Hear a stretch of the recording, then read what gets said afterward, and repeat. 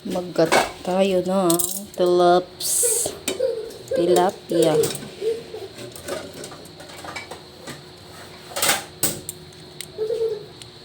Pag nagagata ako ng tilapia, gusto ko ng piprito.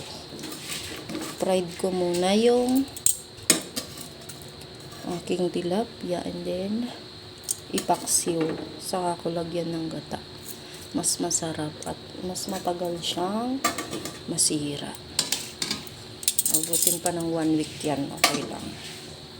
Yan siya guys. Tapos lalagyan ko na ng suka. Paksiw ko.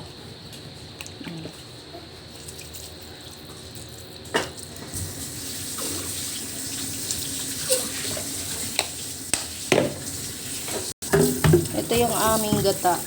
Yan. Ay, masarap yan, Papa, oh. Sisilipin natin. Ngayon, oh. Kumukulo na siya, guys. Yan. Pinapaksiw na siya. Lagyan ko ng konting water. Tapos, ilalagay ko na yung, mamaya. Gata. Kumukulo na ang ating paksiw. Ilalagay ko na yung gata.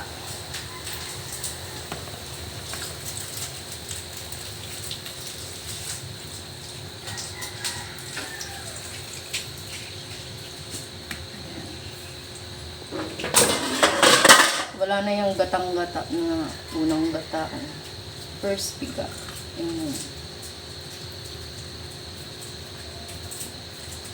Antayin lang natin kumulo. Tapos lagyan natin ng pampalasa. Tansya-tansya lang. Tansya-tansya lang. Lagyan natin ng pampalasa.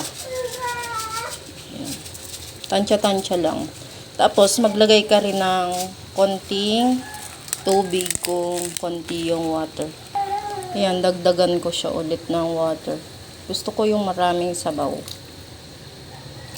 Umaapaw. Okay. Ayan. Ito yung ating malunggay. Pag naluto yung tilapia, ito na yung gulay natin. Gata na may malunggay.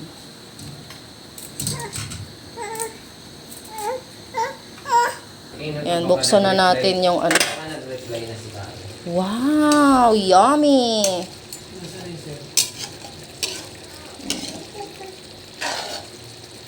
Pag naamoy nyo lang amoy nito, dyan, ako, sarap, yummy talaga.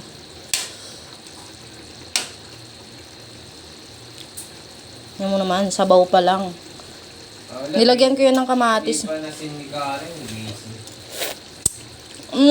Yummy! Yan, luto na siya guys. Pwede nang ilagay yung malunggay.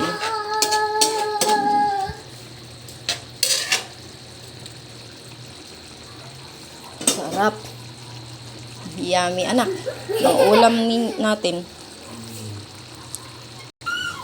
Lalagyan ko ng konting patis.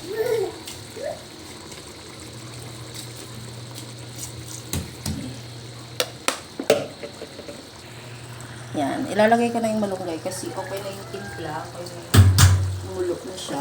Lagay ko na ito ng malunggay.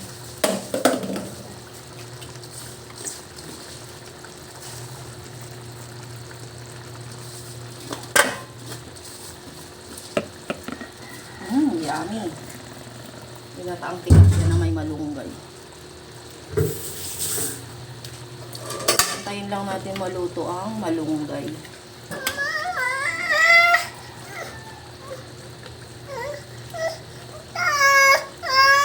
Nakukuntian pa kayo sa tubig niya.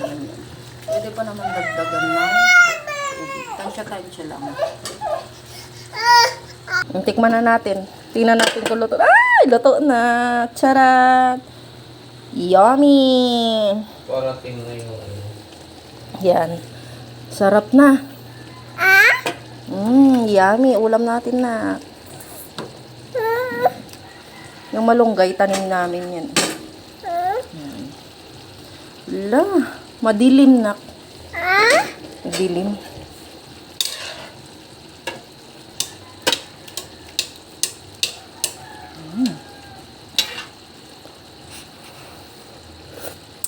Yummy.